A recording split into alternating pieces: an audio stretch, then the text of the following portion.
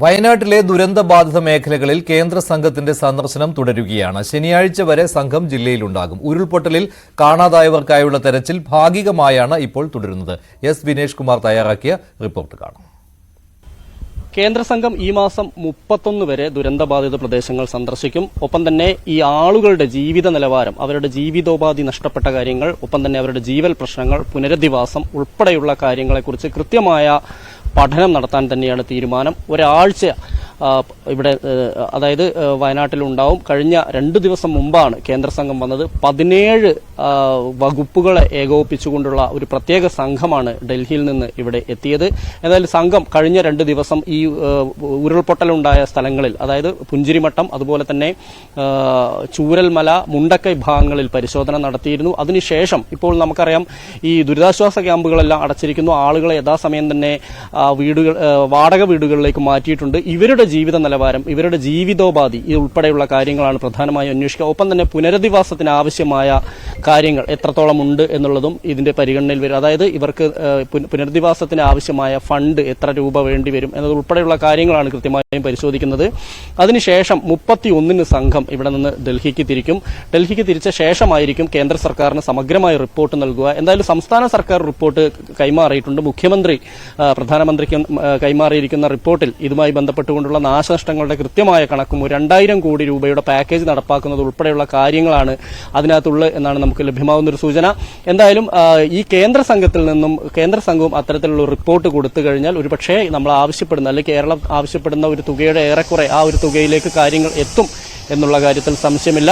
ഒപ്പം തന്നെ തെരച്ചിൽ ഊർജിതമായി നടക്കുന്നില്ലെങ്കിൽ പോലും ചില സ്ഥലങ്ങളിൽ ഭാഗികമായുള്ള തെരച്ചിലുകളാണ് നടക്കുന്നത്.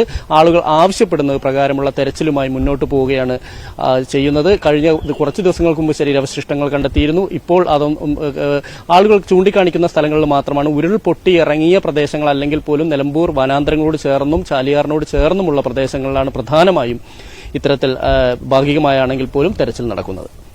എസ് വിനേഷ് കുമാറിന്റെ റിപ്പോർട്ടാണ് കണ്ടത്. വയനാട്ടിലെ ചൂരൽമല ഉരുൾപൊട്ടൽ ദുരന്തത്തിൽ കടകൾ നഷ്ടപ്പെട്ടവർക്ക് സമഗ്രമായ പുനരധിവാസ പദ്ധതിയുമായി കേരള വ്യാപാരി വ്യവസായി ഏകോപന സമിതി. അനുയോജ്യമായ സ്ഥലങ്ങൾ കണ്ടെത്തി വ്യാപാര സ്ഥാപനങ്ങൾ നഷ്ടപ്പെട്ടവർക്ക് അവ നിർമ്മിച്ചു നൽകാനാണ് തീരുമാനം. ഉരുൾപൊട്ടലിൽ മുണ്ടക്കൈ, ചൂരൽമല പ്രദേശങ്ങളിൽ പൂർണ്ണമായോ ഭാഗികമായോ തകർന്നത് 90 കടകളാണ്. 25 കോടിയുടെ നഷ്ടമാണുണ്ടായത്. എന്നാൽ അവശ്യ സാധനങ്ങൾ ഉൾപ്പെടുന്ന കടകൾ ഉൾപ്പെടെ പൂർണ്ണമായും തകർന്നവർക്ക് അനുയോജ്യമായ സ്ഥലം കണ്ടെത്തി കടകൾ നിർമ്മിച്ചു നൽകാനാണ് കേരള വ്യാപാരി വ്യവസായി ഏകോപന സമിതിയുടെ തീരുമാനം. കൂടാതെ വ്യാപാരികൾക്ക് 10 ലക്ഷം രൂപയുടെ ധനസഹായവും ആശ്രിതർക്ക് 5 ലക്ഷവും തൊഴിലാളികളുടെ ആശ്രിതർക്ക് 2 ലക്ഷവും ധനസഹായം നൽകും. ഞങ്ങളെ വ്യാപാരികളെ സഹായിക്കുന്ന പദ്ധതികളാണ് ഇവിടെ ഇപ്പോൾ പ്രഖ്യാപിക്കാൻ ആഗ്രഹിക്കുന്നത്. ഒന്ന്, മരണപ്പെട്ട എല്ലാ വ്യാപാരികൾക്കും 5 ലക്ഷം രൂപ വീതം നൽകാൻ ഇപ്പോൾ കൂടിയ സംസ്ഥാന സെക്രട്ടേറിയറ്റ് യോഗം തീരുമാനിച്ചു. കൂടാതെ തൊഴിലാളികളായിട്ടുള്ള മരണപ്പെട്ടവർക്ക് 2 ലക്ഷം രൂപ വീതം നൽകാനും തീരുമാനിച്ചു. അതുപോലെ തന്നെ വ്യാപാരികൾക്ക് അവരുടെ നഷ്ടം കണക്കാക്കി 10 ലക്ഷം രൂപ വരെ നൽകാൻ തീരുമാനിച്ചു. ഓരോ വ്യാപാരിക്കും വ്യാപാരികൾ നഷ്ടം കണക്കാക്കി 10 ലക്ഷം രൂപ വരെ കൊടുക്കാൻ തീരുമാനിച്ചു. സർക്കാരിന്റെ പുനരധിവാസ പദ്ധതിയിൽ വീട് നിർമ്മിച്ചു നൽകാൻ 3 ഏക്കർ സ്ഥലം വ്യാപാരി വ്യവസായി ഏകോപന സമിതി കൈമാറും.